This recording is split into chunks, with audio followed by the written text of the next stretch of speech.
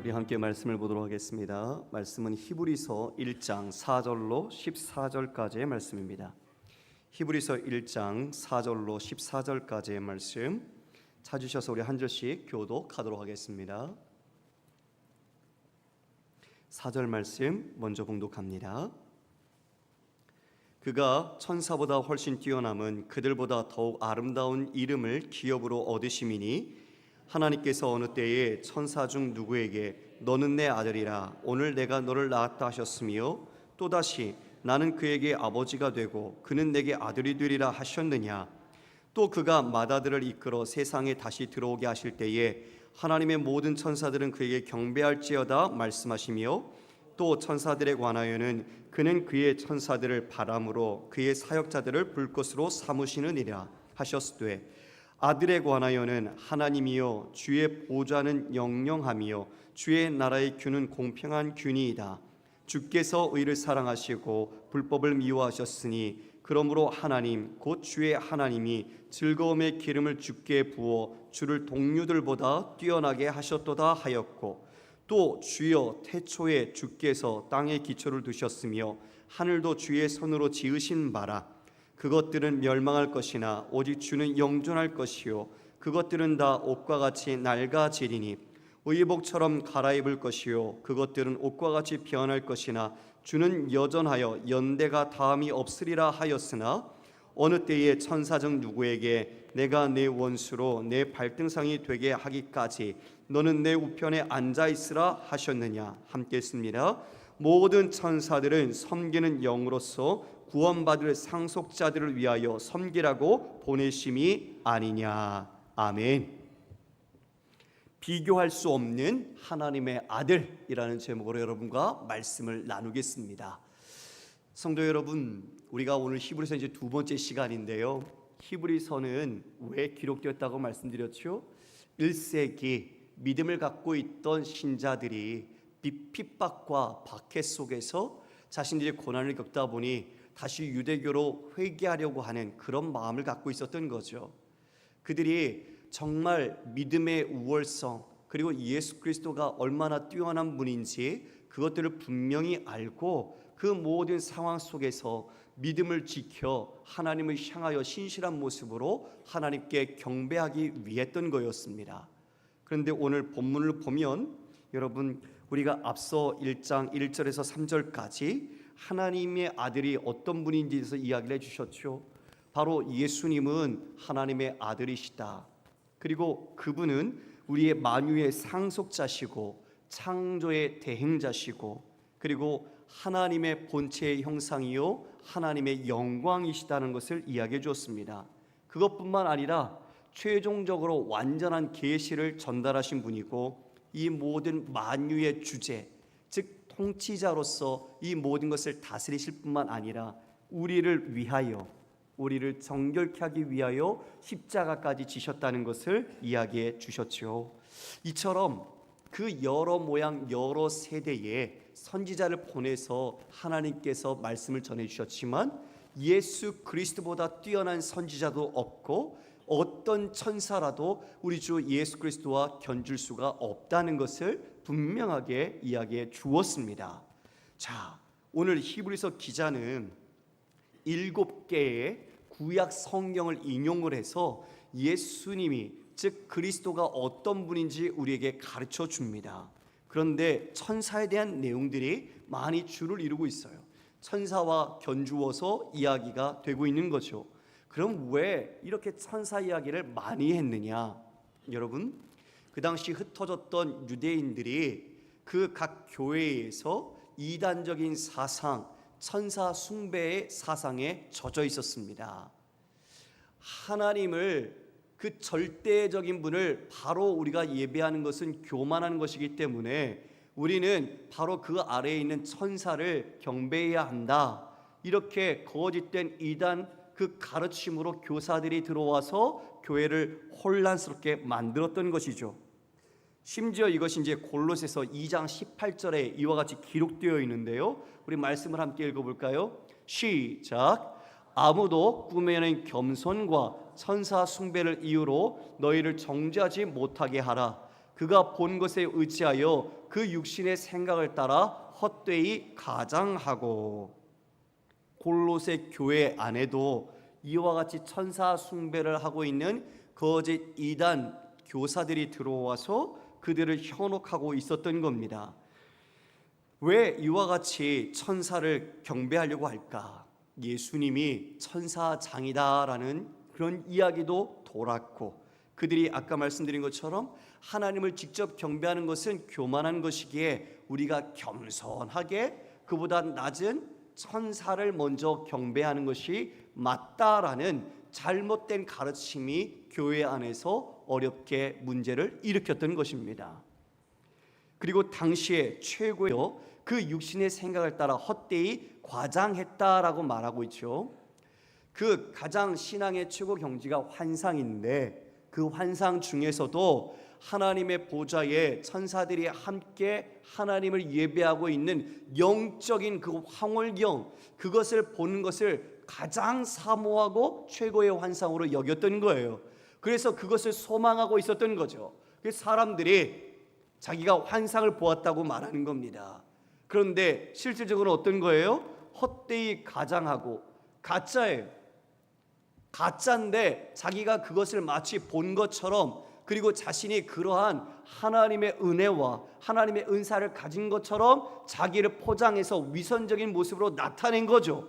그랬더니 그 안에 어떤 모습이 나타날까요? 금욕을 하는 사람들과 함께 더불어서 은사주의를 강화시키면서 나도 보았다, 나는 너보다 더 가까이 주님을 보았고 주님의 모습은 이렇더라, 자신들이 꾸며낸 이야기로 이와 같이 교회 안에서 서로 자랑을 하고 있던 거죠.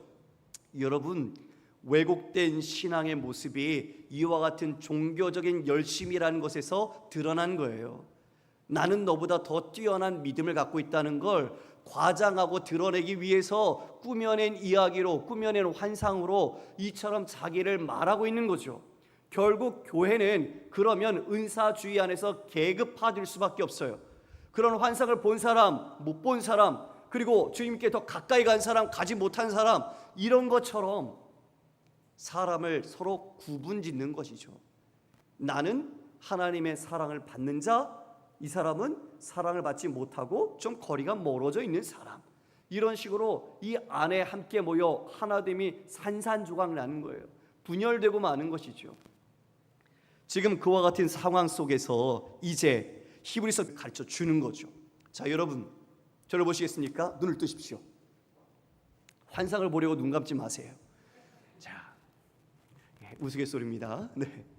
우리가 주님을 정말 사랑하는데, 우리 주님이 얼마나 고귀하고 정말 얼마나 뛰어난 분인지 우리가 너무 가까이 있다 보면 잊어버릴 때가 있어요. 우리가 그러잖아요. 우리 같이 살고 있는 남편과 아내가 이 세상 그 가운데서 단 하나 하나님이 주신 사람이거든요. 얼마나 존귀한 사람이에요. 그런데 같이 살다 보니까 이제 너무 편해지면 쉽게 생각하는 거죠. 마치 어디서나 볼 수 있는 사람처럼 여기는 거예요. 근데 우리 주님이 결코 그런 분이 아니세요. 우리 예수님은 결코 우리가 원래 주님이 찾아오지 않으면 볼 수도 없는 분이에요. 알 수도 없는 분이에요. 우리가 그분과 함께 관계를 할 수도 없는 분이에요. 그 분이 우리에게 오신 거예요. 그분이 어떤 분인지 지금 이 히브리서 기자가 구약의 말씀으로 이분이 어떤 분인지 봐라, 봐라, 봐라, 이렇게 이야기하는 거죠. 여러분, 우리가 제대로 알아야 돼요. 신앙의 대상이신 예수님, 우리의 구주가 되시는 예수님이 진짜 어떤 분인지 알 때 우리는 그 앞에 겸손해집니다. 그리고 그분을 사랑하게 되는 거예요. 우리가 그분을 만만히 볼 뿐이 전혀 아닌데 우리가 자꾸 형식화되는 신앙처럼 주님의 이름을 쉽게 부르다 보니까 우리가 주님이 어떤 분인지 자꾸 우리는 간과해버리고 내 자신이 안에서 커지고 있는 그런 모습들이 나타나는 것이죠. 다시 주님이 어떤 분인지, 예수 그리스도가 얼마나 존귀한 분인지 다시 한번 깨닫고 믿음으로 우리가 더 주님을 잘 섬길 수 있기를 주님의 이름으로 축원합니다. 여러분, 말씀 우리 한번 4절 볼까요? 그가 천사보다 뛰어남은 그들보다 더욱 아름다운 이름을 기업으로 얻으심이니. 우리 1번 대지 한번 띄워주시겠습니까? 같이 읽겠습니다. 시작. 뛰어난 이름, 하나님의 아들. 그리스도의 우월성의 첫 번째가 뛰어난 이름입니다. 바로 하나님의 아들이라는 것이죠. 바로 4절에서 천사보다 훨씬 뛰어난 것은 바로 아름다운 이름을 기업으로 얻었다라는 거예요. 바로 그분이 앞에서 말한 하나님의 아들이시라는 것을 이야기해주고 있는 것입니다. 자막을 내려도 되겠습니다. 이어서 우리 5절 함께 읽어보겠습니다. 시작. 하나님께서 어느 때에 천사 중 누구에게 너는 내 아들이라 오늘 내가 너를 낳았다 하셨으며 또다시 나는 그에게 아버지가 되고 그는 내게 아들이 되리라 하셨느냐. 시편 2편 7절의 말씀과 사무엘하 7장 14절의 말씀을 가지고 이야기하는 거죠. 시편 2편 7절의 말씀, 여기에서 우리가 읽은 것처럼 너는 내 아들이라 오늘 내가 너를 낳았다. 너는 내 아들이다. 여러분, 예수님께서 이 이야기, 이 말씀을 언제 들으셨죠? 요단강에서 세례를 받을 때에 하늘로부터 그와 같이 갈라지고 음성이 있었죠. 너는 내 사랑하는 아들이다.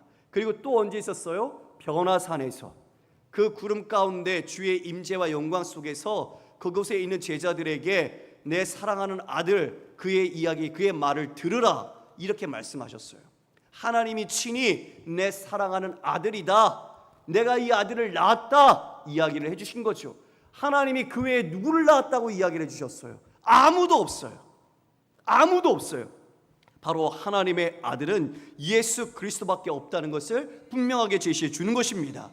그리고 이어 나는 그에게 아버지가 되고 그는 내게 아들이 되리라, 이 말씀은 이제 나단이 다윗에게 한 예언 가운데 나온 이야기입니다. 다윗이 하나님의 집 성전을 짓겠다고 했죠. 그런데 그가 그걸 원했지만 하나님께서는 그걸 허락하지 않으셨어요. 차라리 너를 위해서 내가 집을 짓겠다, 이렇게 이야기해 주셨거든요. 그래서 사무엘하 7장 12절 13절에 이렇게 말씀하고 있습니다. 내 수완이 차서 내 조상들과 함께 누울 때에 내가 네 몸에서 날 내 씨를 네 뒤에 세워 그의 나라를 견고하게 하리라. 그는 내 이름을 위하여 집을 건축할 것이요 나는 그의 나라 왕위를 영원히 견고하게 하리라. 여러분, 여기에 내 씨라고 말한 12절에 나오는 단어가 단수예요. 단수. 여러 사람이 아니에요. 단수, 한 사람. 바로 그 한 사람을 통해 그 나라를 견고하게 하고 내 이름을 위하여 집을 짓고 그의 나라의 왕위를 영원히 견고하게 했다고 말씀하셨습니다. 이것은 우리가 잠시 다윗 이어올 솔로몬이 성전을 건축했지만 단수라고 말한 시에서 이 나라의 영원한 견고함, 그 나라의 왕위의 견고함, 이 모든 집을 세울 분은 바로 예수 그리스도라는 것을 분명히 알게 됩니다. 우리 솔로몬 이후에 나라가 쪼개졌어요. 그리고 그가 세운 솔로몬 성전은 무너졌어요. 영원하지 않았어요. 바로 영원한 나라, 그리고 영원한 왕위는 이 다윗을 통해서 오실 예수 그리스도가 이루시는 하나님의 나라라는 것을 이처럼 이야기해주고 있는 것입니다. 바로 예수 그리스도가 이 땅에 오셔서 그 모든 말씀을 역사 속에서 성취하셨습니다. 그리고 그 구속의 사건을 우리를 위하여 완성하셨습니다. 이로 인하여 우리는 구원의 백성이요 하나님의 자녀가 된 것이죠. 그리고 우리 주님께서 이제 우리를 성전 삼아 주셨어요. 주님이 우리 안에 거하시며 우리는 주님을 모시고 다니는 성전입니다. 그래서 우리는 언제든지 어디서든지 그의 나라와 그의 일을 구하며 하나님 앞에 예배할 수 있는 사람이 된 것입니다. 할렐루야. 여러분, 진정 큰 은혜입니다. 이와 같이 다윗을 통하여 오실 메시아, 바로 그에게 아버지가 되고 그는 내게 아들이 되리라, 예수 그리스도를 지칭하는 것이었죠. 자, 우리 두 번째 대지 한번 띄워주시겠습니까? 읽겠습니다. 시작. 상속자로서의 하나님의 아들. 상속자로서의 하나님의 아들인데요, 6절 말씀입니다. 또 그가 마다들을 이끌어 세상에 다시 들어오게 하실 때에 하나님의 모든 천사들은 그에게 경배할지어다 말씀하시며. 여러분, 유대인들은 누구에게 상속권을 줬습니까? 맏아들입니다. 맏아들. 그래서 에서와 우리 야곱의 장자권 싸움이 있었죠? 예. 그것처럼 맏아들이다라고 지금 성경이 이야기하고 있습니다. 맏아들을 이끌어 세상에 다시 오게 하실 때 곧 하나님께서 예수 그리스도가 맏아들이시고 맏아들로서 바로 하나님의 나라의 상속자라는 것을 이 맏아들이라는 단어에서 이야기해 주고 있는 것이죠. 그러면서 이렇게 말합니다. 하나님의 모든 천사들은 그에게 경배할지어다. 뭐라고요? 경배해야 한다. 천사는 수종드는 사람이다. 하나님과 그 아들을 경배해야 될 존재지 이 천사가 경배를 받을 대상이 아니라는 것을 분명하게 제시해주고 있는 겁니다. 이 상속자 하나님의 아들 예수 그리스도가 맏아들로서 상속자인데요, 14절 말씀을 좀 볼까요? 14절에 보면 모든 천사들은 섬기는 영으로서 구원받을 상속자들을 위하여. 누구를 위하여요? 구원받을 상속자들. 누구를 말하는 겁니까? 우리를 말하는 거죠. 구원받을 상속자. 바로 우리 구원받은 사람이 누구라고 말해주고 있어요? 상속자라고 말해주고 있는 거예요. 예수 그리스도 안에서 구원을 받는 우리 모두도 하나님 나라의 상속자로서 천사가 이와 같이 섬겨야 할 자다라고 이야기해주고 있는 것입니다. 실로 하나님께서 우리를 상속자로 삼으신 놀라운 사랑을 주셨겠죠. 이 큰 사랑이 우리에게 부어져 있는 것입니다. 세 번째, 우리 다시 대지 한번 띄워주시겠습니까? 세 번째, 시작. 아들의 우월한 능력과 신성. 즉 그리스도가 어떻게 탁월하냐, 그 아들의 우월한 능력을 갖고 계시고 그분이 하나님의 신성을 갖고 있다는 것을 이야기해주고 있는 겁니다. 자, 우리 7절 한번 볼까요? 7절 함께 읽어보겠습니다. 시작. 또 천사들에 관하여는 그는 그의 천사들을 바람으로 그의 사역자들을 불꽃으로 삼으시느니라 하였으되. 7절은 시편 104편 4절 말씀을 인용한 겁니다. 천사들은 바람이다, 그의 사역자들은 불꽃으로 삼으셨다. 즉 그것은 하나님께 종속된 존재라는 것을 밝혀주는 것이죠. 그들은 하나님의 심부름꾼, 메신저입니다. 경배를 받아야 할 대상, 예수 그리스도보다 높임을 받아야 할 대상이 전혀 아니라는 것을 분명하게 말하고 있습니다. 8절 9절은 이렇게 이야기합니다. 이들의 아들에 관하여는 하나님이여 주의 보좌는 영영하며 주의 나라의 균은 공평한 균이다. 주께서 의를 사랑하시고 불법을 미워하셨으니 그러므로 하나님 곧 주의 하나님이 즐거움의 기름을 주께 부어 주를 동류들보다 뛰어나게 하셨도다 하였고.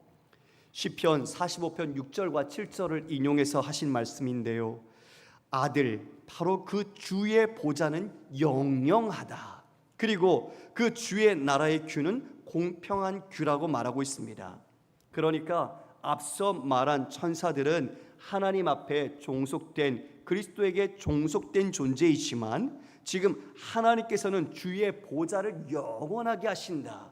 바로 그 아들의 보좌 통치가 영원히 이어지고 있고, 그리고 주께서는 의를 사랑하시고 불법을 미워하셨으니 하나님 곧 주의 하나님이 즐거움의 기름을 주께 부어 동류들보다 뛰어나게 하셨다. 여기서의 동류라는 것은 하나님의 메시지를 전하는 그런 관점에서 같다라는 의미죠. 천사와 같은 레벨이라는 것을 이야기하는 게 아닙니다. 즉 하나님은 이와 같이 예수 그리스도를 통해서 하나님의 그 영원한 나라와 그 보좌를 분명하게 인정하시고 그 모든 것들을 이루어갈 수 있도록 허락하셨다. 그러므로 의를 사랑하시고 불법을 미워하셔서 이 땅에 오셔서 순종의 본을 보이심으로 하나님을 영화롭게 했다고 말합니다. 십자가에 달려 죽기까지 겸손히 복종하셔서 하나님을 기쁘시게 했지요. 여러분, 이것이 천사와 지금 하나님의 아들 예수 그리스도와의 현격한 차이입니다. 천사는 수종 들고 심부름꾼이고 경배를 받을 자가 아니라 경배를 해야 하는 사람이죠. 예수 그리스도는 그의 나라는 영원하고 그의 보좌는 영영하며 그는 이와 같이 하나님의 기쁨을 받으신 하나님의 그 뜻을 이루신 순종의 본으로 우리에게 생명을 주신 분이라는 것을 밝혀주고 있습니다. 우리 10절과 12절 말씀을 보면 여섯 번째로 시편 102편 25절에서 27절을 인용해서 말하고 있는데요, 우리 10절에서 12절 함께 읽어볼까요? 시작. 또 주여 태초에 주께서 땅에 기초를 두셨으며 하늘도 주의 손으로 지으신 바라. 그것들은 멸망할 것이나 오직 주는 영존할 것이요 그것들은 다 옷과 같이 낡아지리니 의복처럼 갈아입을 것이요 그것들은 옷과 같이 변할 것이나 주는 여전하여 연대가 다음이 없으리라 하였으나 어느 때에 천사 중 누구에게 내가 내 원수로 내 발등상이 되기까지 너는 내 우편에 앉아있으라 하셨느냐. 자, 그리스도는 창조 사역에서 하나님의 뜻을 따라 함께 동참하여 창조하신 분입니다. 그러니까 그분을 통해서 이 피조 세계가 만들어진 거죠. 그런데 천사는 어떻게 된 거예요? 천사는 피조된 물입니다. 피조물, 하나님께서 만든 것이죠. 그러니까 옷이 낡아지듯이 그들도 낡아져서 언젠가는 사라지고 말 부류라는 것입니다. 우리가 이것을 안다면 영원하신 분과 사라져야 할 존재에 대해서 어떤 분을 경배할 것인가 분명한 답이 나오게 되죠. 그리스도는 연대가 다함이 없이 어제나 오늘이나 영원토록 동일하다고 말하고 있습니다. 여러분, 그분이 바로 우리의 구주십니다. 어제나 오늘이나 이 모든 것이 다함이 없이 항상 일관성 있게 여러분을 사랑하시고 여러분에게 하신 말씀을 따라서 그 구원을 이루어 가시는 분, 여러분을 위해 아낌없이 내어주시고 지금도 그 보좌에 앉으셔서 여러분 중보자로서 여러분을 위하여 함께 힘쓰고 애쓰는 분이 바로 우리 구주라고 말씀하고 있습니다. 그러므로 지금 이 탁월한 지위 13절에 말한 것처럼 내가 내 원수로 내 발등상이 되기까지 너는 내 우편에 앉아있으라. 하나님께서 친히 자신의 우편에 앉으라고 초대한 자는 바로 예수 그리스도 하나님의 아들 한 분밖에 없습니다. 천사도 그 누구도 아무리 뛰어난 능력자라도 그 보좌 우편에 앉으라고 부름을 받지 못했다는 것이죠. 이처럼 예수 그리스도는 통치하시는 분이십니다. 우리를 위하여 지금도 기도로 우리를 중보하시는 분이십니다. 그 높은 지위를 갖고 있는 분, 여러분, 그 지위에 우리는 혹시 우리가 다른 것을 그 지위보다 높이려고 하지 않습니까? 우리가 돈이라는 것을, 만몬을 예수님의 그 높은 지위만큼 내 자신이 높여서 그것을 경배하고 있지는 않습니까? 아니면 내 자신이라는 이름과 명예가 이 세상에서 높임을 받기 위해서 다른 사람들보다 내 자리와 내 이름을 높이려고 하고 있지는 않습니까? 어느 누구도 예수 그리스도의 지위보다 높아져서는 안 됩니다. 그 어떤 것도 그 자리 이상으로 놓아서는 안 됩니다. 그 모든 것을 내려 놓아야 합니다.